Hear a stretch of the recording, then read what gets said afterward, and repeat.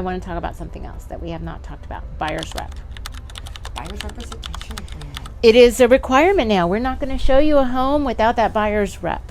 So yeah, we have to. I mean, really and truly, it was required always. It's always been required. But now we can actually get fined for not having it signed before we take you out. I've always done it. I've house. Never not gone because it was drilled into me. Yeah. And when in my real estate classes, there was one lady that really drilled it in, so I was always afraid to not do it. But I think that one of the things that yesterday I was having a conversation and they were like, we need this now because it's the law. That's all she said. It's because of the law. And I go, okay, what about the law that you're talking about? She was like, well, I don't know. I just know we need it. And I said, well, that doesn't help. You need to understand the document. You can't just say that, it's needed. So let's talk about it. So before we can show a house, we need to show that we are going to... We have to enter into the agreement. With our buyer. That we're going to represent you. And we also have to be clear on how commissions are paid. And that is part of the buyer's representation agreement, is that our commission is 3%. Correct. We are going to go to the seller first. Correct. To ask the seller to pay for our commission. But in the event that the seller is only paying a partial amount or is not paying it at all, then we're going to ask that you pay our commission. Is this something new?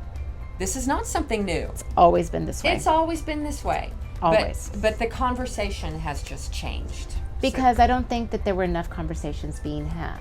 I agree. So I think that now it's no different than going to the doctor. You sign something saying, listen, your insurance may pay for this, but if it doesn't, then you're responsible for the difference. For the difference. Right. Same conversation. Right. It may be covered by the listing, listing agent's broker or the the landlord's broker.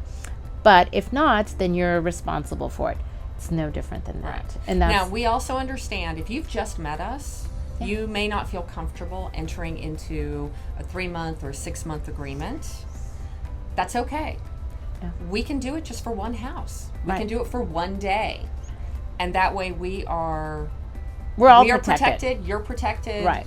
And we're still doing things correctly. And then once you feel comfortable working with us, because we are awesome. We are. Our clients love us. We haven't had anyone really truly not want to sign anything. And I think it's because we have conversations first. Yeah. We've always had conversations with our clients, describe how we are, referrals, whatever it is. But once I think because we've always been so upfront about everything, we've never had anybody say, no, I'm not comfortable with signing something like that.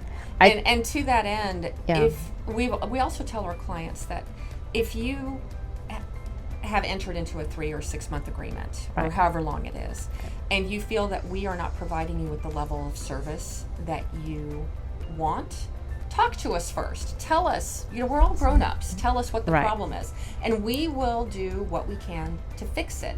But if we all realize that maybe it's better that we part ways, we're not going to hold you to that buyer's representation agreement. You just need to send us a written termination, in an email saying that you would like to terminate the buyer's representation agreement. And we're okay with that. We don't want to force you to work with us. We want you to work with us because you like us and we're doing a good job. Right. Yeah.